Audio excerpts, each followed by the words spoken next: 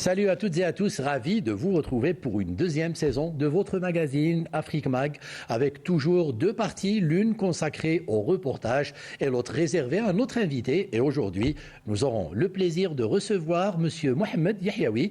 Il est réalisateur, mais il est surtout un grand passionné du continent. Il peut vous en parler comme personne d'autre. Mais avant cela, commençons d'abord par notre série de reportages. Et puisque nous faisons notre rentrée, nous avons choisi de vous parler d'une autre rentrée. Au Tchad, le nombre des nouveaux bacheliers continue d'augmenter d'année en année, alors que les universités et les instituts de formation ont des capacités d'accueil limitées.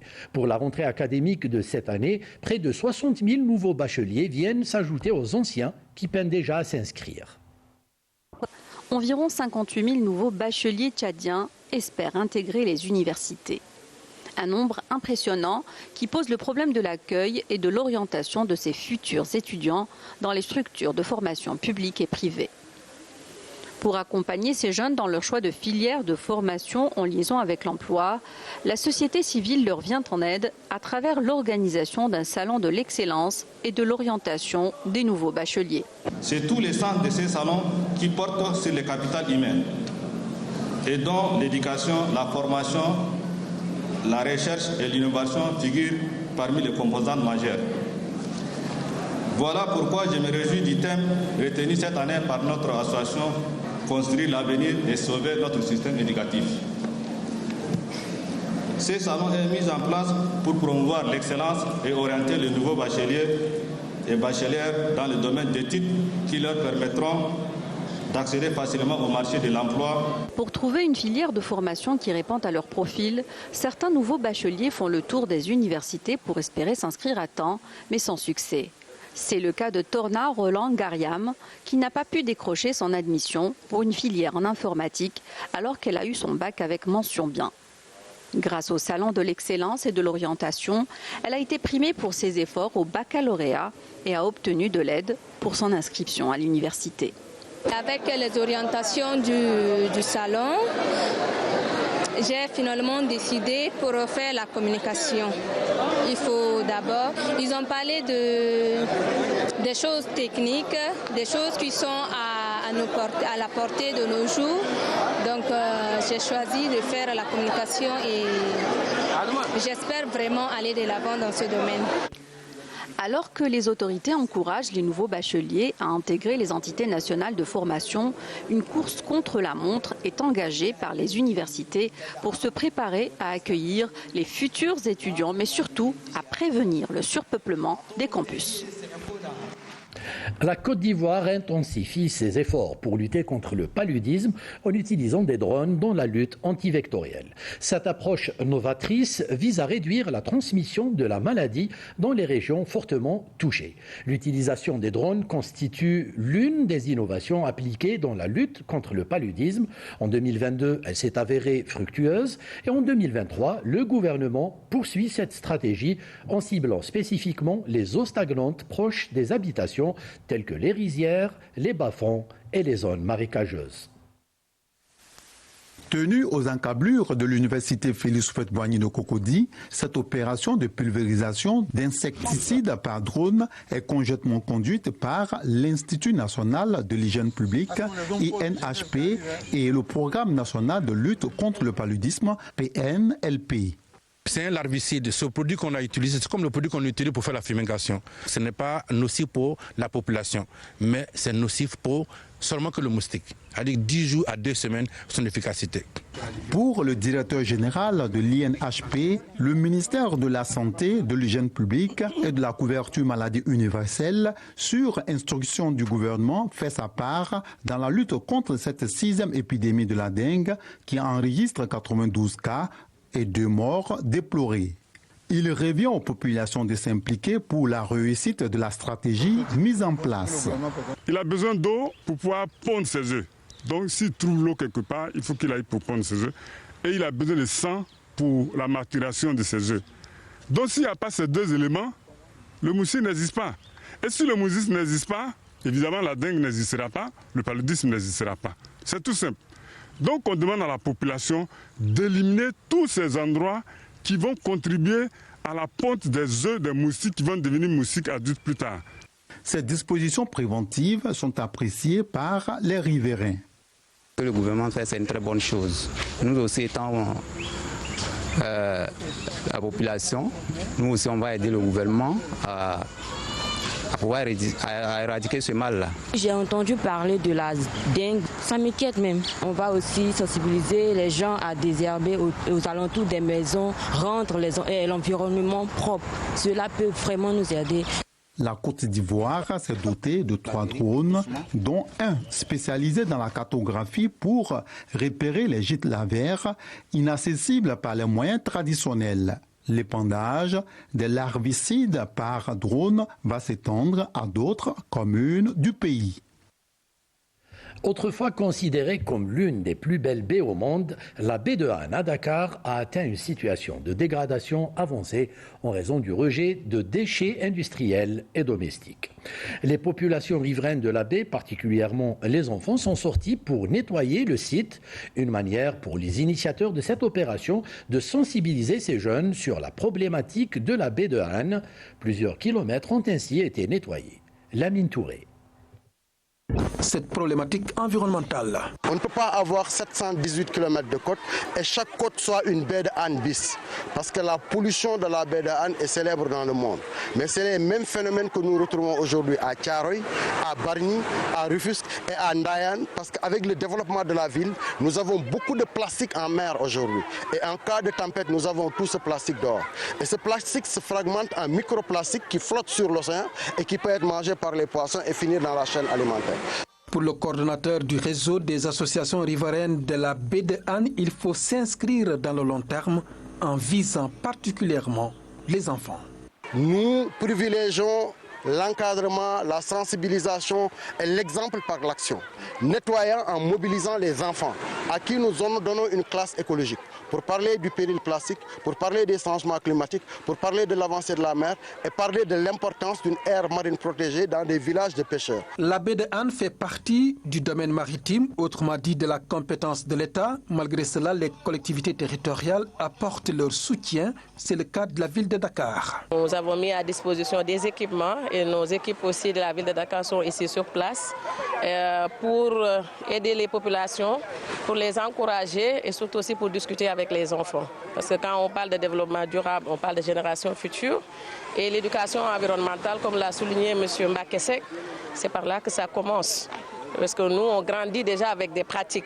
Les adultes, c'est difficile de changer les pratiques des adultes. Donc c'est pour ça que nous visons les enfants pour qu'ils grandissent avec des pratiques durables. Plus près encore, la commune de Han Bel-Air s'investit elle aussi. Le maire en personne a fait le déplacement avec une idée en tête sur le projet de dépollution de la baie. Il y a le projet de dépollution de la baie de Han.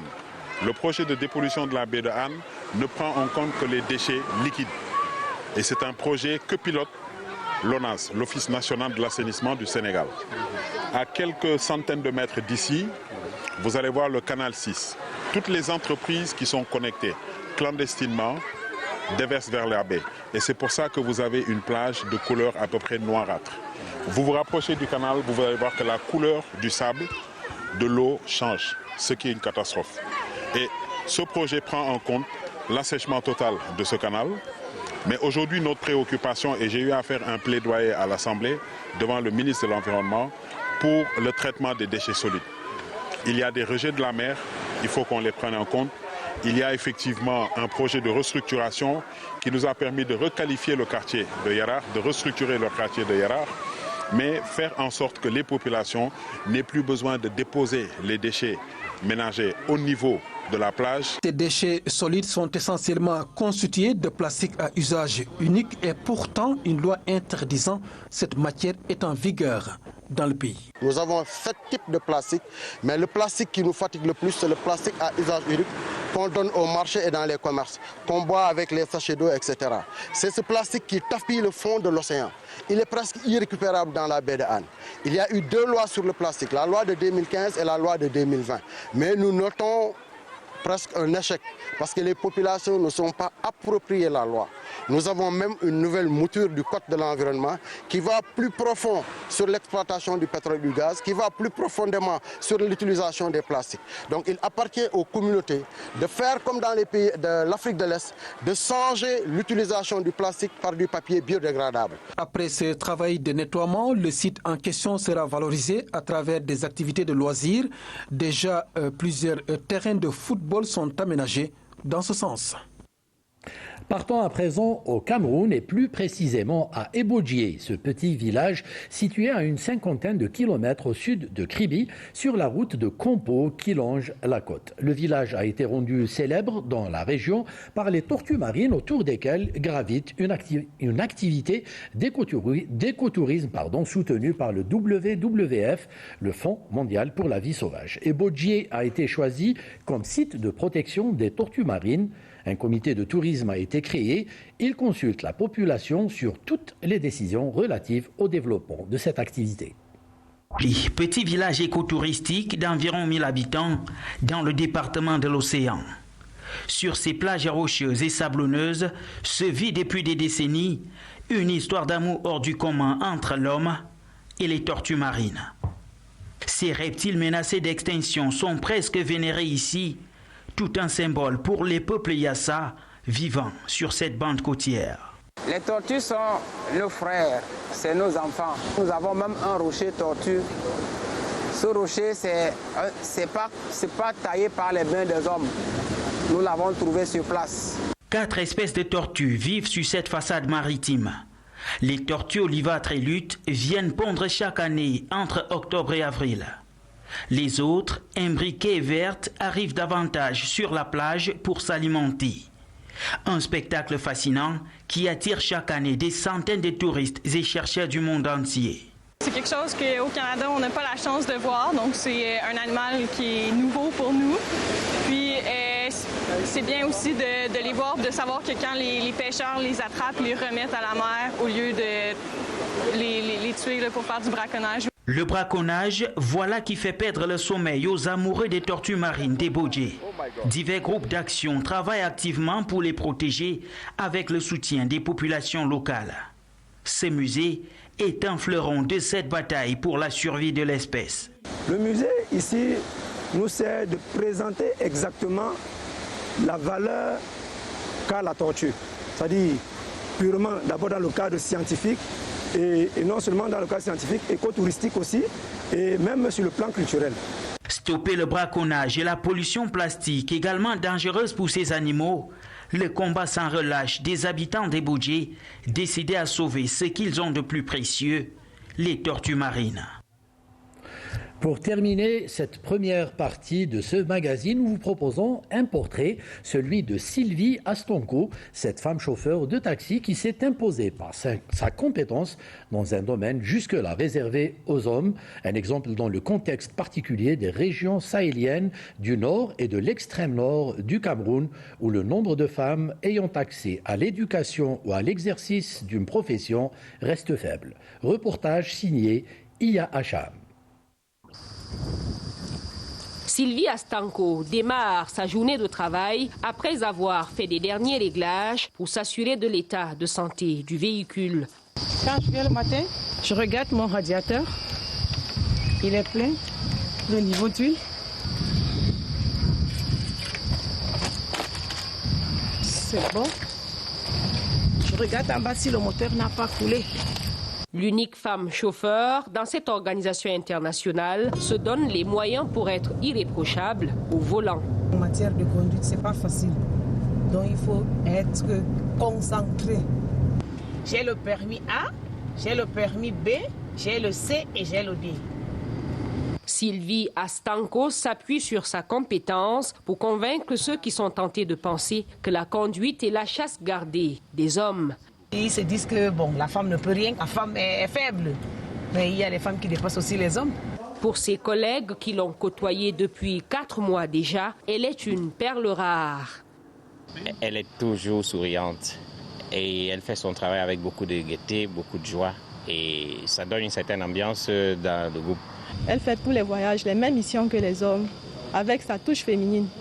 Et elle est vraiment parfaite. Elle conduit très bien. je me sens dans la sécurité. Pour moi, je ne pense pas dans cette direction parce que l'expérience a montré, même dans la statistique, que dans l'accident, c'est plutôt l'homme qui est plus concerné que les chauffeurs femmes. La célébration de la 37e édition de la Journée de la femme permet à cet originaire de la Damawa, qui a également roulé sa bosse au HCR, d'inviter les femmes à briser le plafond de verre en conduite automobile. Voilà, ainsi s'achève donc la partie réservée au reportage. Place à présent à la partie consacrée à l'invité du MAG. Mais avant cela, jingle.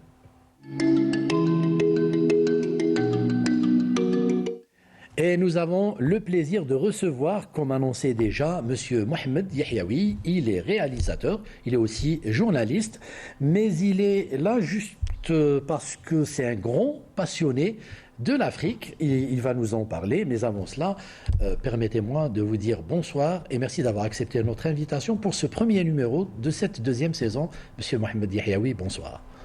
Bonsoir, bonsoir à tous les téléspectateurs, bonsoir à Afrique Mag qui me donne l'opportunité de parler de l'Afrique, notre Afrique. Alors, vous êtes, comme je le disais, un grand passionné de l'Afrique. Qu'est-ce qui a motivé cette passion justement pour ce continent, M. Yahyaoui ? Écoutez, pour moi, je pense que c'est une passion naturelle. Nous sommes dans un pays qui fait partie du continent, de l'Afrique, même si on est en Afrique du Nord. On nous a toujours fait croire que l'Afrique du Nord était différente du reste de l'Afrique à cause de la séparation du Sahara. Mais bon, évidemment, ce n'est pas le cas. Et puis, j'ai toujours été intéressé par l'Afrique depuis mon jeune âge. Hein. Ça date pas d'aujourd'hui. Ça date d'il y a très longtemps où j'étais envoyé en tant que journaliste de la Banque mondiale à Johannesburg, en Afrique du Sud. Pour couvrir un événement, c'était le sommet de l'eau, et c'est là où j'ai rencontré Nelson Mandela et j'ai rencontré l'Afrique. Ouais. Et vous êtes tombé sous le charme. Et je suis tombé sous le charme. Vous avez attrapé le virus ? Oui, j'ai été piqué par ce qu'ils appellent le buruburu. Le buruburu, au Congo, on vous dit, si vous êtes piqué par le buruburu, vous devenez forcément, vous attrapez le virus de l'Afrique et vous devenez africain. Et vous retournez tout le temps en Afrique. Alors, j'ai envie de parler de cette Afrique-là, d'autant plus que c'est un continent qui bouge beaucoup ces derniers temps. C'est un continent qui connaît une grande dynamique et on a l'impression que c'est un continent qui veut se sortir un peu de sa léthargie et se débarrasser un peu de tous ces freins qui à un certain moment, bloqué son développement et son épanouissement. Exactement. C'est un continent qui a été longtemps martyrisé, beaucoup de problèmes, esclavage, colonisation, néocolonialisme, indépendance virtuelle, fausse indépendance, etc. Et donc ça a été un continent qui a beaucoup souffert. C'est un continent, effectivement, maintenant, qui se prend en charge. C'est un continent où les pays se rendent compte des possibilités qu'ils ont. Il y a ces exemples-là dans le précaré en Afrique subsahélienne. C'est là où on se rend compte que les Africains prennent conscience de l'importance qu'ils ont et ils savent que l'Afrique, c'est un continent avec lequel il faut compter. Il faut compter. Le monde ne se fera pas sans l'Afrique. Les experts parlent justement de l'avenir de la planète qui se situe justement dans cette Afrique, mais on parle toujours d'un continent très riche par ses ressources et dont les populations souffrent beaucoup de pauvreté. Et c'est à cela que les Africains, justement, aspirent à mettre un terme aujourd'hui ? Oui, bien sûr, mais ça prend du temps, parce qu'il y a eu un espèce de formatage qui a duré des siècles, où on a aliéné, assujetti, asservi les Africains.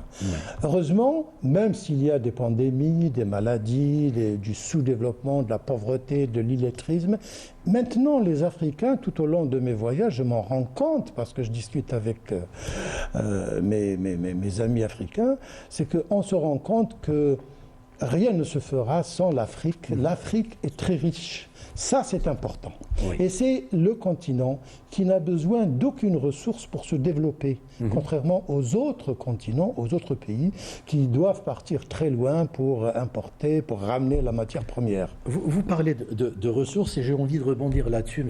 Yahyaoui, parce que c'est important. Vous dites qu'il n'a besoin d'aucune ressource, à part la ressource humaine. Et curieusement, après avoir pillé l'Afrique de ses ressources naturelles, maintenant on veut le piller de sa matière grise, de ses cadres, de cette ressource humaine dont il a le plus besoin, justement. C'est ça le risque aujourd'hui? Je crois que c'est en train de changer. Pendant longtemps, avec ce formatage dont je disais tout à l'heure, c'est qu'on a placé donc l'Europe, l'Occident, comme étant le paradis terrestre où il fallait y aller pour s'épanouir, pour s'enrichir, pour faire de l'argent. Maintenant, on se rend compte de plus en plus, avec ce qui se passe à propos de l'émigration illégale, à propos des haragas, à propos de tous ces développements-là, on se rend compte que ce n'est pas la solution. Je connais beaucoup d'Africains avec lesquels j'ai discuté et qui me disent « mais ça ne sert à rien, c'est ici que ça se passe, c'est chez nous que ça se passe ». Et je pense qu'il y a de très bonnes raisons de penser que avec la ressource humaine dont vous venez de parler, attention, hein, il y a un pourcentage de jeunes très très importante, qui fait que les Africains préfèrent rester de plus en plus, attention, chez eux. Ça prend du temps. Ouais. On est en train de se décomplexer par rapport à l'Occident. Et c'est quelque chose que je rencontre de plus en plus lors de mes voyages. Ouais. Alors, j'ai envie de parler aussi de cette relation Algérie-Afrique. L'Algérie a toujours eu une relation très particulière avec l'Afrique depuis son indépendance et j'ai envie de dire même avant. Alors, depuis son indépendance, nous avons formé des militants, des mouvements de libération, parce que nous-mêmes, nous avons été, donc, on sait ce que c'est qu'être indépendant, que lutter pour son pays, pour son indépendance. Ouais. Nous avons formé beaucoup de militants, y compris Nelson Mandela, celui dont vous parlez. Mais il y a aussi, au Mozambique, il y a Samora Machel, un grand militant, un grand combattant de la lutte au Mozambique, qui était colonisé par les Portugais. Samora Machel est venu juste 1 an après notre indépendance pour se former. Il est venu à Bogar pour sa formation et son coach, un ancien moujahid, Allah yarhamou, il est mort il n'y a même pas 1 année.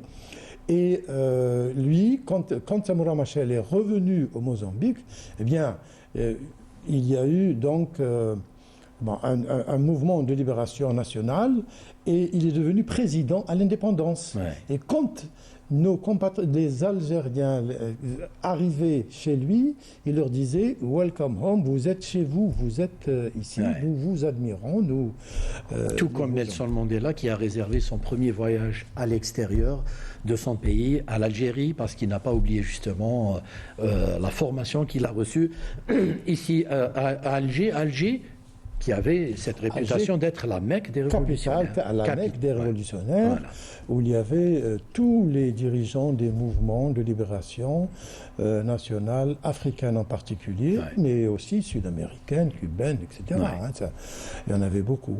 Donc on a été tout le temps des Africains. Et depuis le début, depuis qu'on a commencé à lutter. Pourtant, M. Yahyaoui, à un certain moment, on a, je dirais, tourné un peu le dos à cette Afrique. Heureusement qu'aujourd'hui, on essaye un peu de rattraper ce retard. et on multiplie un peu les actions en faveur de ce continent. Alhamdoulilah, aujourd'hui, nous sommes vraiment dans le droit chemin. Nous sommes dans notre président n'arrête pas de dire tournez-vous vers l'Afrique, c'est le Sud, dans tous les domaines, économiques surtout, commercial, culturel. Et c'est vraiment notre tendance. Il faut maintenant s'orienter vers les pays africains. Nous avons, il y a beaucoup de conditions maintenant qui sont réunies. Oui, alors il y a beaucoup d'actions, comme je le disais. Parmi ces actions, il y a les salons et les foires auxquels participe l'Algérie quand ils se déroulent dans un pays africain et que l'Algérie accueille aussi très souvent. L'importance de ces foires et salons qui ont à un certain moment souffert du côté folklorique. Maintenant, c'est du concret. L'Algérie a vraiment envie de faire de ces foires et salons quelque chose de très important dans le développement de son économie. Absolument. C'est nous, de toute façon, depuis tout le temps, nous avons toujours invité nos Africains à venir exposer à l'occasion de nos foires. Si on parle de la foire internationale d'Alger, nous avons toujours invité les artisans des pays subsahéliens et tous les pays africains pour venir ici exposer à titre gratuit. Maintenant, nous avons des salons permanents. Ça, c'est vraiment pour montrer l'ancrage que l'Algérie voudrait avoir et le retour de l'Algérie, surtout en particulier vers la Mauritanie. Le Sénégal et l'Ouganda. Le Sénégal. C'est les premiers pays que cible l'Algérie pour avoir des foires permanentes là-bas. Permanentes. L'Ouganda, actuellement, il y a une délégation algérienne d'hommes d'affaires qui est à Kampala, qui sont en train de discuter pour la création d'une association algéro-ougandaise. Et dans les tout prochains jours, nous allons avoir donc la signature, la concrétisation de cette association-là. Oui. Alors, il y a un autre chapitre, c'est celui des dessertes aériennes. On a de plus en plus maintenant de liaisons avec d'autres capitales, d'autres villes africaines. Et c'est ce qu'attendaient beaucoup d'opérateurs économiques. Exactement, ça c'était la première condition, parce qu'on souffrait toujours de cette indisponibilité de lignes directes. Pour aller en Afrique, il fallait aller à Dubaï, à Istanbul, à Francfort, à Paris, au Caire, et puis revenir vers le sud. Mais ça, c'était quelque chose qui était difficile à concevoir et aussi difficile à faire. C'est plus coûteux et vous perdez plus de temps, alors que pour un opérateur économique, le temps, c'est de l'argent. C'est de l'argent, ça en perd. Donc ça économise. De temps. Il y a des temps d'escale dans les escales, ça peut aller jusqu'à 9 heures. Moi-même, je souffre de cet handicap. Il y a des fois où je reste 9 heures, 10 heures d'attente à Istanbul, par exemple, avant de repartir, avant de descendre au sud, vers la Tanzanie, l'Afrique du Sud, le Congo. Ça, c'est quelque chose qu'on est en train de réaliser. Il ne faut pas croire que c'est très facile. C'est établir des lignes directes entre deux pays. C'est très compliqué. Il faut avoir les accords internationaux de l'IATA. Il faut que les deux compagnies aériennes s'entendent. Il faut que les pays, les gouvernements respectifs doivent... c'est dans le cadre des Memorandum of Understanding et des commissions mixtes. Et alors, concrètement, nous avons maintenant Alger, Addis Abeba, par exemple. Alors, il y a Johannesburg, Dakar, Abidjan, Ouagadougou, Bamako, Addis Abeba, Douala, Abuja, bientôt Libreville aussi. On parle de la ligne directe Alger-Libreville. Exactement. Il y a déjà des lignes, il y a des dessertes déjà, dans Côte d'Ivoire, Mali, Sénégal. Ça existe déjà. Et maintenant, comme vous dites, on va avoir donc ces dessertes-là. Il y en a déjà une qui vient d'être lancée. L'inauguration a eu lieu vendredi dernier. C'était Alger-Addis Abeba. J'entends dire que maintenant, Air Algérie est en train de faire des remises pour les départs en Afrique. Et ça, c'est quelque chose de... C'est très encourageant. Ça tente vraiment dans le droit chemin, dans tout naturellement, vers la tendance qu'on attendait depuis très longtemps. Pour nos hommes d'affaires, c'est vraiment les deux conditions c'est ce qu'ils attendaient. idéales. Oui. C'est ce qu'ils attendaient. Alors, la multiplication de ces lignes a pour but de créer un hub aéroportuaire et une plateforme de transit vers l'Afrique et le reste du monde. Absolument. C'est-à-dire indépendamment du côté bilatéral. Oui, si vous regardez la carte, Alger, c'est vraiment la porte, que ce soit vers l'Europe ou, pour les Européens, vers l'Afrique. Oui. Donc c'est tout naturellement que nous, en Algérie, dans ce projet-là d'ouverture des lignes, ce n'est pas uniquement des dessertes vers l'Afrique pour les Algériens, mais c'est aussi des Africains pour l'Algérie et aussi pour des stopovers pour aller vers l'Europe, vers l'Occident. Oui. Ça, c'est quelque chose qui a été, depuis très longtemps, notre président de la République l'a déjà annoncé, et puis ça commence à prendre forme, et là, la concrétisation est là. Alors, il y a une action aussi qu'attendaient beaucoup les opérateurs économiques, et je suis sûr que vous êtes en contact avec beaucoup d'entre eux, c'est l'ouverture de banques algériennes en Afrique. Condition ça aussi, numéro 3 que les exportateurs attendaient, et là, la boucle est bouclée, c'est ce qu'il fallait, parce que nos opérateurs, nos exportateurs souffraient de ce transfert de fonds. Vous savez, quand il y a des transactions, c'est des lettres de crédit irrévocables, c'est des paiements à vue, ce sont des conditions de transit et de transfert d'argent. Nous avons l'Algerian Union Bank. En Mauritanie. En Mauritanie. Oui. Nous avons aussi au Sénégal.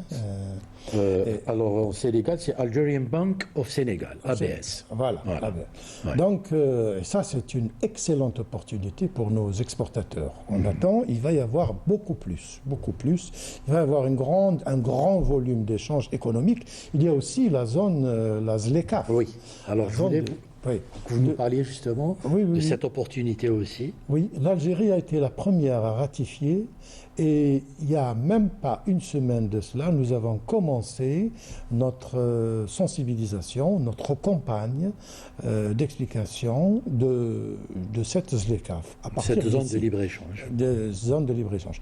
Nous sommes aussi présents à la foire interafricaine au Caire, et ça c'est quelque chose aussi c'est un tremplin pour nos exportateurs algériens qui souhaitent faire des affaires en Afrique, ce qui est tout à fait naturel et tout à fait normal. Alors il y a aussi la transsaharienne qui est un grand chantier, mais ça c'est pour parler un peu de l'Afrique côté politique, côté économique. Mais moi, j'ai envie de profiter de votre présence, M. Yahyaoui, puisque vous êtes réalisateur et journaliste, de l'Afrique aussi qui doit se construire, celle de la culture, celle des sports, celle du cinéma, de la santé, puisqu'on parlait tout à l'heure du paludisme. Il y a des défis qui concernent plusieurs pays africains, et justement, si on unissait nos efforts, on arriverait peut-être mieux à combattre ces fléaux.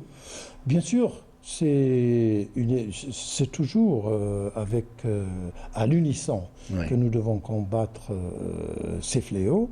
Vous savez que Saïdal a une priorité, c'est d'exporter les médicaments vers l'Afrique, et ils ont commencé déjà à le faire. Ça, c'est une très bonne chose. Les Ougandais cherchent à avoir des relations commerciales avec les entreprises pharmaceutiques pour avoir des médicaments.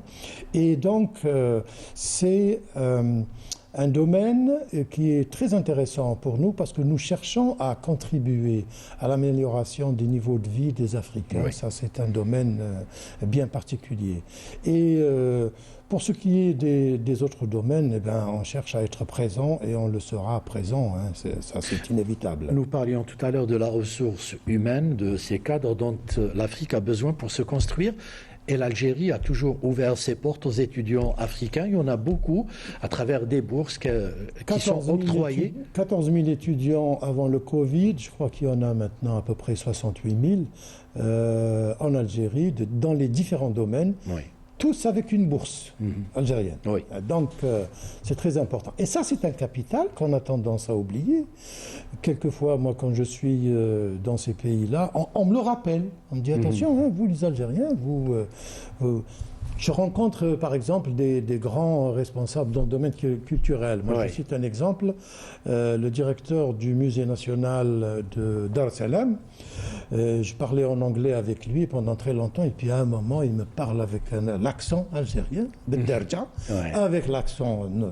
Et il me dit, mais moi, j'ai été formé à Alger, pourquoi tu parles en anglais avec moi? Je dis, je ne savais pas. Il s'est rappelé juste d'une anecdote où il me disait, vous avez toujours cette flûte, cette baguette de pain, vous mettez des frites dedans, là. Il me dit, c'est ce que je mangeais, c'était très bon quand il était étudiant. Flûte omelette. Et vous m'aviez même parlé d'un autre exemple sur le panafricain qu'avait organisé, le festival panafricain qu'avait organisé l'Algérie à 2 reprises et qui a marqué beaucoup d'Africains. Exactement. Il faut savoir aussi, vous savez, il y a des choses... La culture, c'est important. Des trains qui passent et on n'applaudit pas assez. Organiser 2 festivals panafricains en Algérie, c'est pas donné à tout le monde. Il y a un immense budget, il y a une immense logistique, on rappelle. Et en 2009, on a fait le dernier, c'était... Quand je suis parti au Mozambique au mois de mars dernier, je rencontre donc ma guide, elle m'emmène chez sa mère. Je dis, pourquoi tu m'emmènes chez ta mère? Moi, j'ai envie de voir le reste. Elle me dit, non, une surprise. Puis sa mère, elle vient et puis elle m'embrasse, elle me dit, bienvenue Algérie. Je dis, pourquoi? Je dis, j'étais au festival panafricain de 2009 à Alger. Elle me sort le drapeau qu'on avait l'icône, la peinture rupestre qui représentait le festival panafricain. Elle commençait à me le montrer comme ça, et elle me raconte, elle me dit, moi je suis toujours en Algérie virtuellement. Je rencontre son fils, il me sort son téléphone, et puis alors, il me le sort, et puis très vite, là, il fait défiler des images, et c'est les photos qu'il a prises au Festival panafricain en 2009. Il les a toujours sur lui, maintenant. Donc, du point de vue culturel, nous sommes très attentifs, nous sommes réceptifs aussi, on aime beaucoup. La culture... vous faites beaucoup de choses aussi dans ce domaine, puisque vous faites des documentaires sur l'Afrique dans plusieurs domaines, y compris le sport. Oui, le sport, j'en ai fait quand j'étais au Kenya. J'ai envie que vous nous en parliez un peu. Oui, quand j'étais au Kenya, je suis parti à la capitale. Très joli pays, le Kenya, pays à visiter. Ah oui. Je suis parti à la capitale des marathoniens, des grands champions du monde. Ça s'appelle Eldoret. C'est au centre-est du Kenya. C'est là où on fabrique, c'est là où il y a les plus grands marathoniens du monde. Le Kenya et l'Éthiopie sont connus. Voilà, c'est là d'où est issu le grand marathonien Kijop Keno, qui est un grand ami à moi, maintenant il est âgé, le grand champion qui a battu le record du monde à Mexico, 1968, et qui a ouvert la porte aux Kenyans pour bien après, comme... j'ai oublié leur nom, mais il y en a beaucoup, beaucoup. Et c'est vraiment une expédition, vraiment une réussite. C'est facile de faire des documentaires comme ça? Alors, est-ce que vous êtes accompagné dans votre démarche? Est-ce qu'il faut penser à des sponsors, puisque ça coûte cher de se déplacer? Là, je me fais inviter, attention, moi je suis professionnel dans le domaine de la promotion du tourisme, par exemple. Et ça aide beaucoup. Oui, on m'invite à venir faire des documentaires sur le tourisme. Et l'arrangement qu'on a, c'est qu'il me donne une équipe. J'ai tout le temps une équipe avec moi qui m'aide à réaliser. Quelquefois, sur place, nous avons des cellules de montage où on peut monter ces films sur place. Et d'autres fois, c'est quand je rentre, quand je viens ici, je les fais monter ici. L'image, c'est important. Alors, on arrive au terme de ce magazine. Monsieur Mohamed Yahaoui, je vous laisse conclure, mais comme c'est le premier numéro de la deuxième saison, j'ai vraiment envie que les gens comprennent que c'est cette Afrique-là qu'on a envie de construire, une Afrique politique, économique, culturelle, une Afrique des sports. C'est tout ça qui va nous permettre aujourd'hui, un jour, d'avoir cette Afrique épanouie. Écoutez, ce que je disais, c'est que l'Afrique a pris conscience de ses ressources minérales, humaines. C'est très important. Maintenant, il s'agit de lancer la formation. Il y a 30% de la population africaine à moins de 15 ans, moins de 20 ans. Et la formation, c'est la clé du succès. On y arrivera, on est en train de prendre conscience. On n'a pas d'autre choix que d'y arriver, M. Héroui. Exactement. Ça, c'est vraiment comment dirais-je, la réalité qui s'impose à tous les Africains maintenant. C'est-à-dire qu'on est obligé de réussir. Et c'est un très beau continent. Il faut le visiter. J'adresse un message à nos jeunes. Allez en Afrique. On vous ouvrira les bras. C'est des gens qui sont très, très hospitaliers. Et puis, il y a maintenant beaucoup de codes d'investissement pour encourager les étrangers à venir investir, faire des affaires, produire en Afrique. Très bien. Alors, merci beaucoup, Monsieur Mohamed Yahyaoui, d'être venu pour ce premier numéro de cette deuxième saison d'Afrique Mag. Je suis sûr que vous avez beaucoup d'autres choses à nous raconter sur l'Afrique. Donc, on compte sur vous pour d'autres numéros, pour que vous soyez ici avec nous sur le plateau d'Afrique Mag. Donc, il ne me reste plus qu'à remercier toute l'équipe technique du Studio 2. Merci à vous de nous avoir suivis. Rendez-vous pour le prochain numéro d'Afrique Mag. D'ici là, portez-vous bien. Salam.